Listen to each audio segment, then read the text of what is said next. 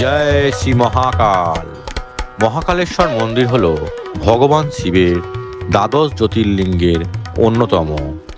মধ্যপ্রদেশ রাজ্যের উজ্জয়িন শহরে শিপ্রা নদীর তীরে এই শহর বহু প্রাচীন পুরাণ এবং ইতিহাসের সাক্ষ্য বহন করে চলেছে।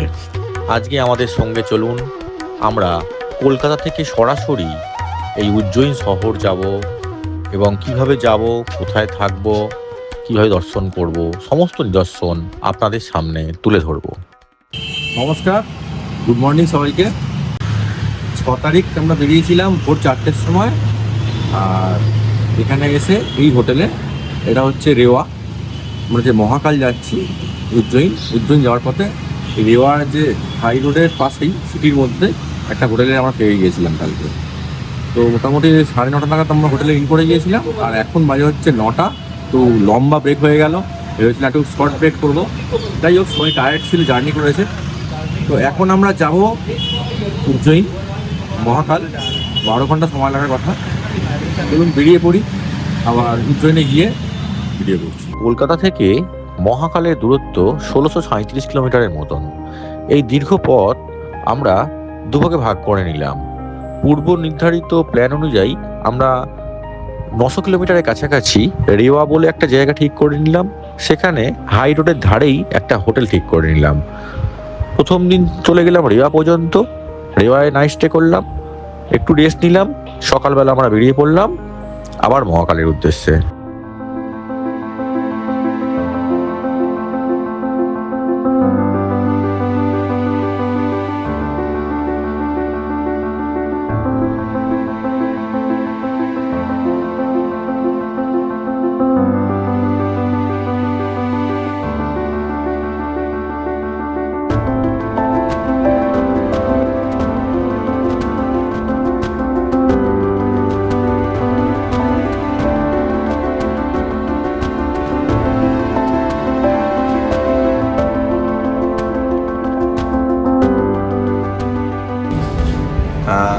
অ্যাকচুয়ালি ভোরবেলা 4টের সময় আমরা বেরিয়েছিলাম আমাদের বাড়ি, অর্থাৎ বজবজ থেকে। তো বজবজ থেকে আমরা এখন এসে পৌঁছালাম মধ্যপ্রদেশের উজ্জয়িন শহরে। উজ্জয়িন শহরে আমরা এসেছি, সেটা হচ্ছে একমাত্র মহাকাল দর্শন করার জন্য। তো এই উজ্জয়িন শহর আমরা এলাম সম্পূর্ণ গাড়িতে, বাই রোড, এবং রাস্তার অভিজ্ঞতা খুব ভালো, দুর্দান্ত। আজকে প্রায় 700 থেকে 750 কিলোমিটার কভার করলাম গাড়িতে। আজকে বেরোতে আমাদের একটু দেরি হয়ে গেছিলো, সকালবেলা 9টার সময় বেরিয়েছিলাম। আর এখন মোটামুটি 9:30 বাজে। তো আমরা এখন উজ্জয়িনে মঞ্জুশ্রী বলে একটা খুব ভালো হোটেল আছে, সেই হোটেলে আমরা এলাম।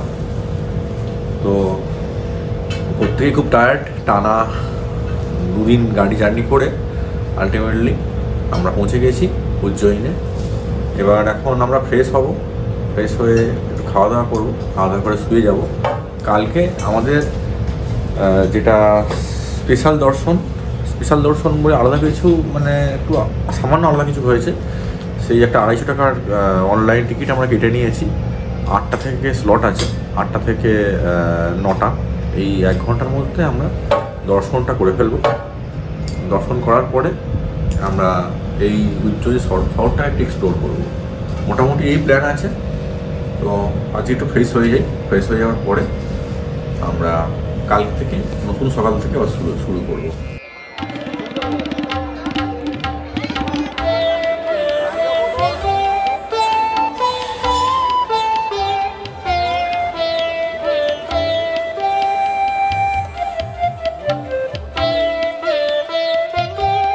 শ্রী মহাকাল, নমস্কার। আমরা মহাকাল মন্দির দাঁড়িয়ে আছি উজ্জয়িনে। সকালবেলা বেরিয়েছিলাম, খুব ভালো দর্শন হলো। মোটামুটি 6টার মধ্যে আমরা বেরিয়ে কাছাকাছি আমাদের হোটেল ছিল। তো হোটেল থেকে এখানে পৌঁছলাম, হোটেলে একটা গাড়ি করে এসে আমাদের যে সিটটা পড়েছিল, এইরকম একটা পাস আপনাকে অনলাইন কেটে নিলে পরে এর যে বারকোডটা আছে, এইটা দেখে আপনাকে ঢুকতে দেবেন। আরেকটা লাইন আছে, ওইটা কেটে নিলে আপনি গিয়েছি সবকটা লাইনই একসঙ্গে ঢুকে যাবে। কিন্তু দর্শন খুব সুন্দর হলো, আমাকে দেখলাম, দেখে খুব শান্তি হলো। এবার বেরিয়েছি এই মন্দিরটা একটু ঘুরবো। খরচ ভাই আমরা বন্ধ হয়ে যাবো, ভালো অনেক জায়গায় আছে পরপর এদের আপডেট দেখবো। তো আজকে আমরা এসেছি মহাকালে, এই দুদিন জার্নি করে একটাই উদ্দেশ্য ছিল আমাকে দেখবো। আর আপনারা জানেন এটা হচ্ছে সাউথ জ্যোতির্লিঙ্গের একটা অন্যতম, সেটা হচ্ছে মহাকাল। মহাকাল নতুন করে বলবার কিছু নেই, মহাকালের অনেক গল্প আছে, অনেক প্রধান তথ্য আছে, এটা শেয়ার করছি না, চলুন শুনতে পারি।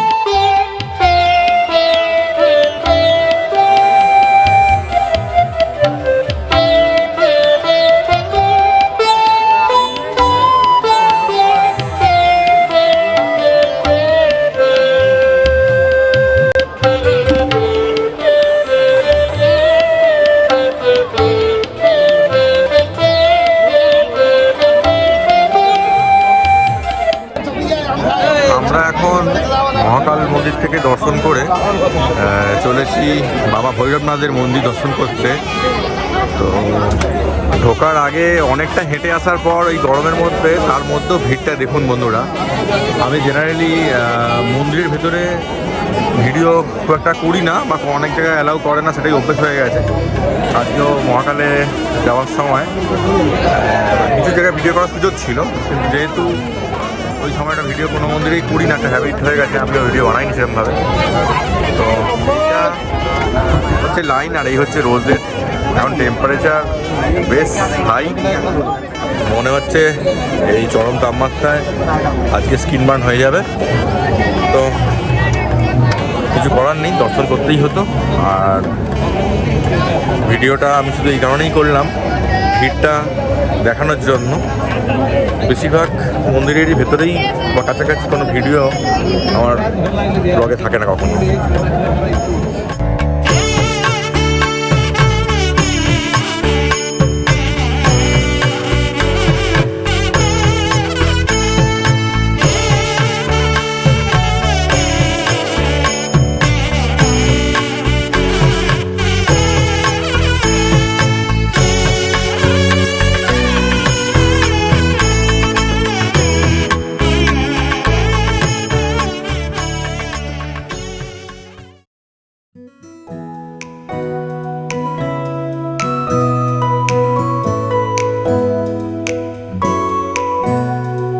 নমস্কার। গতকাল আমরা মহাকাল দর্শন করেছিলাম, তার ছোট একটু নিদর্শন রেখেছিলাম ভিডিওর মধ্যে। এবং আজকে একটু লেট হয়ে গেল আমাদের জার্নি স্টার্ট করতে। আমরা এখন মহাকাল থেকে চলেছি ওমকারেশ্বরের পথে। এখন আর মোটামুটি মহাকাল থেকে ওমকারেশ্বরের ডিস্টেন্স 100 কিলোমিটার, কিন্তু রাস্তা একটু ন্যারো, একটু কিছু কিছু জায়গায় পাহাড়ি, সেই জন্য একটু দেরি হয়। তো মোটামুটি 6 ঘন্টা না, 3.5 ঘন্টা থেকে 4 ঘন্টা, মাফ করবেন, 3.5 থেকে 4 ঘন্টা আমাদের লাগবে। অলরেডি 50 কিলোমিটার আমরা চলে এসেছি, আর 50 কিলোমিটার যেতে হবে। 1.5 ঘন্টা রাস্তা দেখাচ্ছি গুগল ম্যাপে। ওমকারেশ্বর মন্দির পৌঁছে গেলাম সকালবেলা মহাকাল থেকে বেরিয়ে। গাড়িটা এরকম একটা জায়গায় পার্কিং করে রাখলাম, কিন্তু ব্যাপার হচ্ছে নন্দী মহারাজ এসে গেছে, আর প্রচুর গরম, বহুত গরম। হ্যাঁ, এখানে গাড়ি রেখে আমরা অটো চলে যাব। চলুন যাওয়া যাক। ওমকারেশ্বর। ওমকারেশ্বর হলো দ্বাদশ জ্যোতির্লিঙ্গের একটা অন্যতম জ্যোতির্লিঙ্গ, যা মধ্যপ্রদেশের খান্ডার জেলায় অবস্থিত। মনে করা হয় ওমকারেশ্বর এবং অমরেশ্বর, বর্তমানে যা মামলেশ্বর নামে পরিচিত, নদীগর্ভে পলি ঘনীভূত হয়ে দেবনাগরী ওম এর আকার ধারণ করলে দ্বীপটির নাম রাখা হয় ওমকারেশ্বর। দ্বিতীয় জনশ্রুতি এটা হলো মানধাতা এবং তার পুত্রের তপস্যায় সম্বন্ধীয় শ্রীরামচন্দ্রের পূর্বসূরি তথা সূর্যবংশীয় ইক্ষ্বাকু বংশের রাজা মানধাতা ভগবান শিবের লিঙ্গরূপ অবতরণ অবধি এই স্থানে তপস্যা করেছিলেন। কিছু বিদ্বজন মানধাতার পুত্রদ্বয় অম্বরীশ ও মুকুচন্দ্রের কাহিনী বর্ণনা দেন। তারা এই স্থানে নিজেদের কঠোর পারিশ্চিত্ত ও তপস্যার মাধ্যমে ভগবান শিবকে তুষ্ট করেন। ওই কারণে এই অঞ্চলের পর্বতটির নাম হয় মানধাতা পর্বত। ওমকারেশ্বর যাওয়ার জন্য নর্মদা ঘাট থেকে নৌকো নিয়ে মামলেশ্বর ঘাটে যাওয়া যেতে পারে, অথবা মামলেশ্বর সেতু দিয়ে ওমকারেশ্বর মন্দিরে যাওয়া যেতে পারে। নিচে নর্মদা নদী এবং কাবেরী নদীর মিলন, সবুজ নীলাভ জল অসাধারণ করে তুলেছে ওমকারেশ্বর জ্যোতির্লিঙ্গের এই পরিবেশ।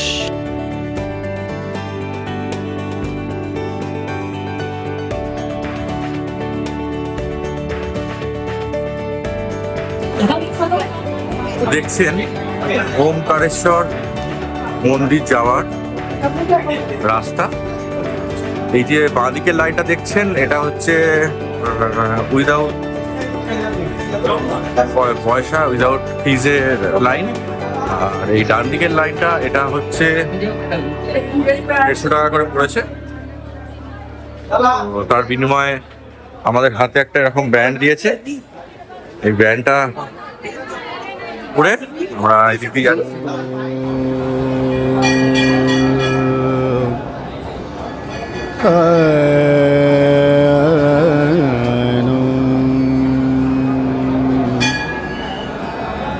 गणपति सुमरो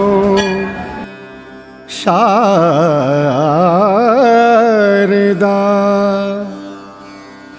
श्री गुरुदेव मना जिनके कृपा कटाक्ष से सभी काम बन जाए। গুড মর্নিং সবাইকে। গতকাল আমরা ওমকারেশ্বর থেকে ভালোভাবে দর্শন করে মামলেশ্বর সুন্দর দর্শন করলাম। করার পরে আমরা গতকাল আমাদের উদ্দেশ্য ছিল পেঞ্চে আসা। পেঞ্চে আমাদের 3খানা সাফারি বুকিং আছে। আপনারা জানেন পেঞ্চ ন্যাশনাল পার্ক, এই পেঞ্চ ন্যাশনাল পার্কে অনেকগুলো ভালো ভালো সাফারি আছে। তার মধ্যে একটা অন্যতম হচ্ছে খুরসাপাড় সাফারি। এই খুরসাপাড় সাফারি আমাদের বুকিং আছে। আর মোগলিস ডেন বলে একটা রিসর্ট আছে এখন এই মুহূর্তে, সেটা যাব আমরা। গতকাল যেখান থেকে ওমকারেশ্বরের যাত্রা শুরু করেছিলাম, সেখান থেকে যদি পেঞ্চে সরাসরি পৌঁছাতে চাইতাম তাহলে আমাদের ভোর 3টে বাজতো। তো ভোর 3টের সময় যে কোনো হোটেলে চেকিং পাওয়াটা চ্যালেঞ্জ। তো এই হাইওয়ের ওপরে আমরা একটা ভালো হোটেল অনলাইনেই দেখলাম, দেখে বুকিং করলাম। তো স্টে ভালো, ঠিকঠাক। রাত্রি 12টার সময় আমরা হোটেলে চেকিং করলাম। এখন 9:30 মতন বাজে। আমরা এখন বেরিয়ে যাচ্ছি পেঞ্চের উদ্দেশ্যে।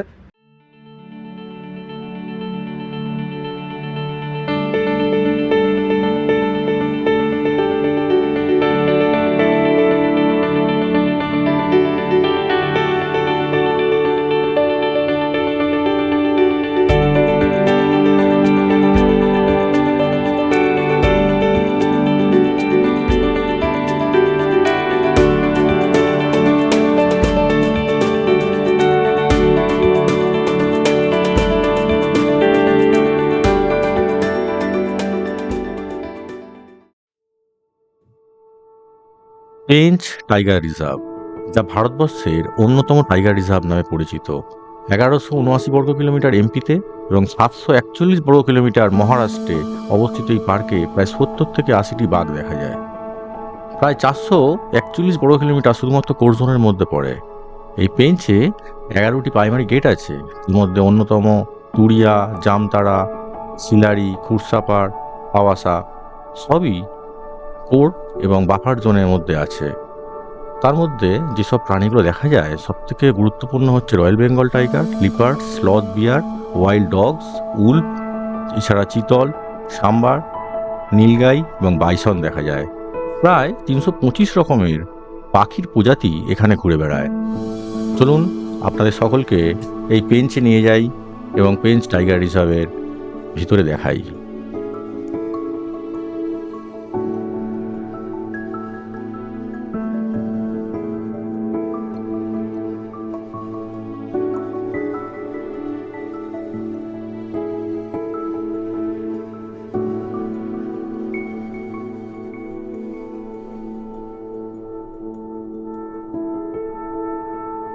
ন্যাশনাল পার্কে আমাদের মুগলিস ডেন এই রিসর্টটা বুকিং ছিল। এই রিসর্টে আমরা এসে পৌঁছে গেলাম। রিসর্টটা খুব সুন্দর এবং রিসর্টটা শুরু থেকে শেষ পর্যন্ত আমি ভিডিওতে দেখানোর চেষ্টা করছি।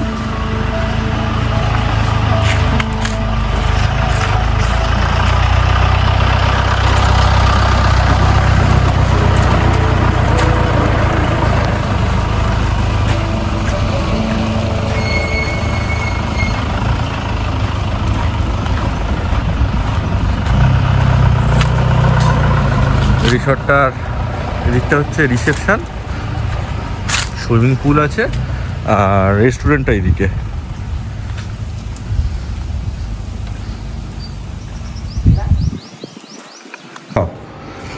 রুমে ঢুকে বড় বাথরুম আছে, এটা একটা ড্রেসিং রাখা আছে আর বিশাল বড় একটা বাথরুম। এই রুমটা থেকে বেরিয়ে এলে এই হচ্ছে রুমের সাইজটা।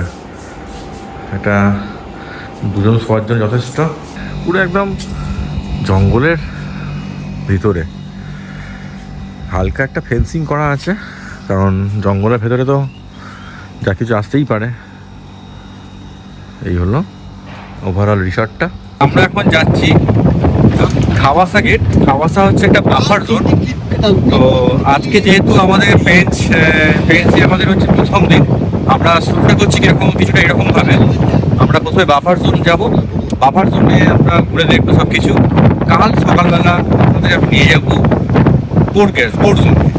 তো আসুন বন্ধুরা, আজকে খাওয়াসার যে বাফার জোন সেটা এনজয় করবো। একটা নিউজ আছে আমার কাছে, কিন্তু নিউজটা আমি এখন বলবো না। আগে আমাদের মিশন সাকসেসফুল হোক, তারপরে আমি আপনাদের নিউজটা শেয়ার করবো। সঙ্গে থাকুন এই খাওয়াসা গেটের কাছে।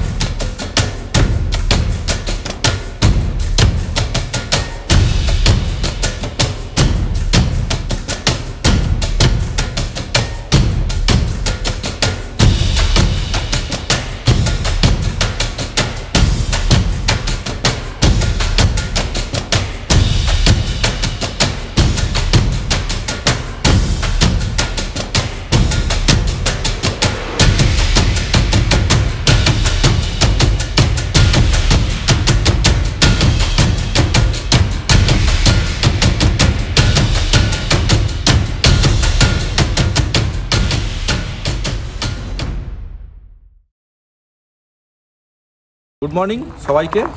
আজকে আমরা দাঁড়িয়ে আছি পেঞ্চ টাইগার রিজার্ভ ফরেস্টে। আমরা এখন আমাদের গাড়ি রেডি হয়ে গেছে। তো গাড়ি করে আমরা যে ট্যুরটা শুরু করেছিলাম কলকাতা থেকে ডাইরেক্ট মহাকাল, এবং মহাকাল এই যে দীর্ঘ 1600 কিলোমিটার, 1650 কিলোমিটার প্রায় মহাকাল কলকাতা থেকে। তো গাড়ি করে এলাম মহাকালে, দুদিন থাকলাম, মহাকাল দর্শন করলাম, তারপরে ওমকারেশ্বর এলাম, ওমকার দর্শন করলাম, এবং পেঞ্চে আমরা এসেছিলাম 9 তারিখে, 10 তারিখ সকালবেলা। তো পেঞ্চে আমরা থাকলাম, পেঞ্চেও আমাদের প্রায় 3খানা সাফারি হলো, এবং সব শেষে কালকে বাঘ দেখা গেল। যদি একটু দূর থেকে, তাদের কোনো অসুবিধা নেই, জঙ্গলের পরিবেশটা অনুভব করাটাই হচ্ছে আসল। তো খুরসাপাড় গেট আমরা করেছিলাম, যেটা হচ্ছে কোর জোনের মধ্যে পড়ে, আর খাওয়াসা জোন এটা করেছিলাম। মোট 3টে সাফারি আমরা বুক করেছিলাম। আর এই যে সাফারি বুকিংয়ের ব্যাপারটা বলে রাখি, এটা অনলাইন সাইট আছে, প্লাস হোটেল থেকে আমাদের একটা নাম্বার দেওয়া হয়েছিল, সেই নাম্বারটা আমি অতি অবশ্যই স্ক্রিনের মধ্যে দিয়ে দেবো। আপনারা যদি মনে করেন যে পেঞ্চ আসবেন, তাহলে কিন্তু আপনারা সরাসরি এই হোটেলের সঙ্গে যোগাযোগ করে নিতে পারেন। এখন দীর্ঘ পথ বাড়ি ফিরবো, আমরা যে রুটটা যাব সেটা হচ্ছে রায়পুর হয়ে সম্বলপুর হয়ে আমরা চলে যাব, এটা প্রায় 1150 কিলোমিটার। মেবি রাস্তা কোথাও হয়তো কিছু ডিস্টারবেন্স আছে, যার জন্য প্রায় একদিনের ওপরে সময় দেখাচ্ছে। তো আসার সময় প্রায় 1650 কিলোমিটার এসেছিলাম, সেখানেও একদিনের ওপর সময় দেখাচ্ছিল। যদি তাতে আমাদের কোনো অসুবিধা নেই, আমরা কারণ মাঝখানে রাত্রিবেলা স্টে নিই, হাই রোডের উপরে যে কোনো একটা ভালো পরিষ্কার পরিচ্ছন্ন হোটেল দেখে আমরা স্টে করে যাই এবং সকালবেলা আমরা জার্নি করি। চলুন, আমাদের এই যে মহাকাল পর্বের পর ওমকারেশ্বর হয়ে আমরা এই যে পেঞ্চে যে সাফারি করলাম, এই সমস্ত ট্যুর আজকে এখানেই শেষ করছি। এডি ব্লগের পক্ষ থেকে আমি সবাইকে রিকোয়েস্ট করছি, আমাদের ভিডিওগুলো যদি বেশি ভালো লাগে তাহলে শেয়ার করুন।